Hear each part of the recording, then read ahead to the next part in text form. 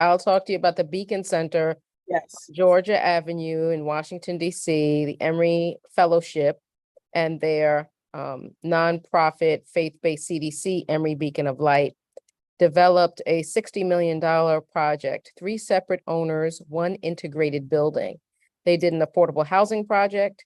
They did a what we call a community project, which is actually the church renovation expansion plus two floors of office, one floor of office for the CDC, the other floor of office for the fellowship, and then a third component, which was a retail storefront as well as a rec center. And this project was on a little more than 1 acre of land. And so very complicated. We had to do 15 essentially air rights lots in order to carve out the building into the various components so that they could go with the proper owner. So very complicated, right? But they Yeah. wound up early on funding their pre-development by raising capital from their congregation.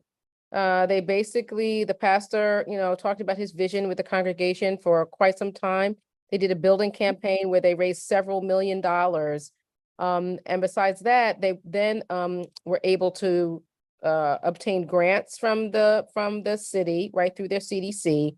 And they actually also took out some loans on their property. And they did all of that, pulled together their own pre-development money so that they can control their own destiny.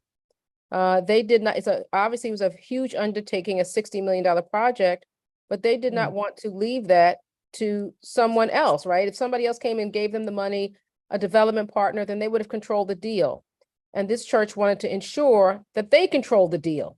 So they pulled together their own money and they made it happen. They brought in a development partner really at the end when all of the entitlements were done, when all of the design work was done, when the deal was already structured in terms of financing. They brought in a partner close to the end, and then the project was already baked. The project was their vision, right? Their pastor's vision, the vision that was agreed to by the congregation. All of that was in place when they actually had to bring on the financial partner that would help them guarantee the project.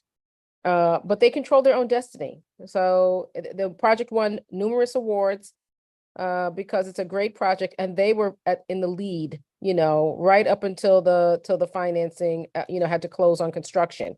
So they were able then to pull together, right, the $60 million.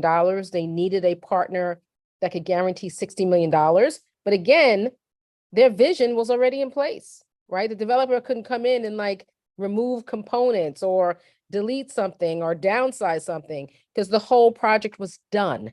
So my counsel always when I talk to churches are the first thing I ask is, you got your own money?